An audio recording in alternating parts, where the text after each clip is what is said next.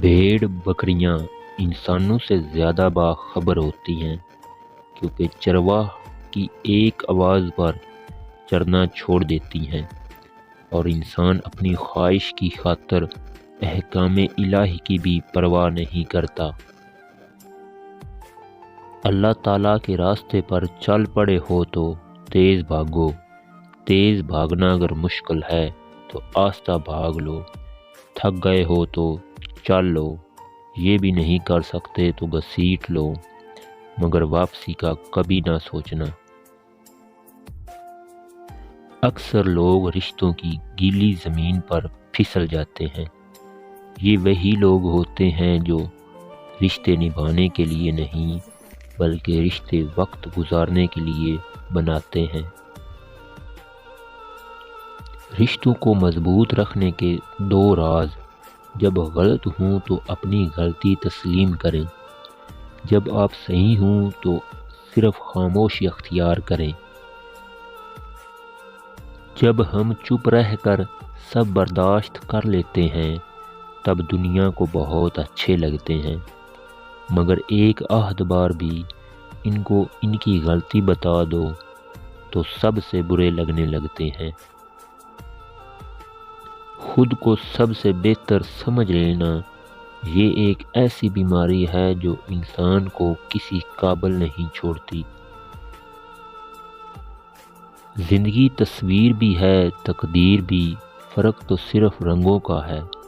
من چاہے رنگوں سے بنے تو تصویر اور انجانے رنگوں سے بنے تو تقدیر۔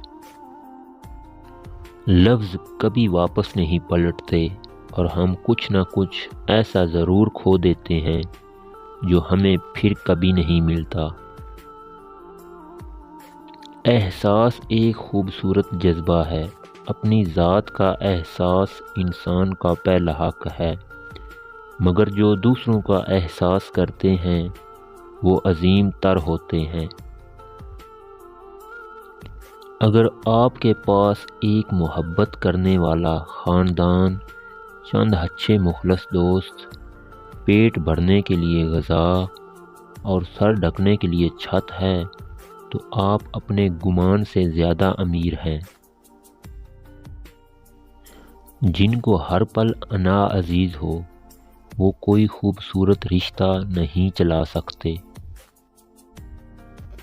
خاموشی عظیم نعمت ہے، بالخصوص اس مقام پر جہاں اختلافات زیادہ ہوں، آوازیں بلند ہوں، علم کی کمی اور دلیل کی کوئی اوقات نہ ہو۔ آپ اس سے ضرور بات کیجئے جس سے بات کر کے آپ کو خوشی ملتی ہو، مگر ایک بار اس سے بھی بات کیجئے جس کو آپ سے بات کر کے خوشی ملتی ہو۔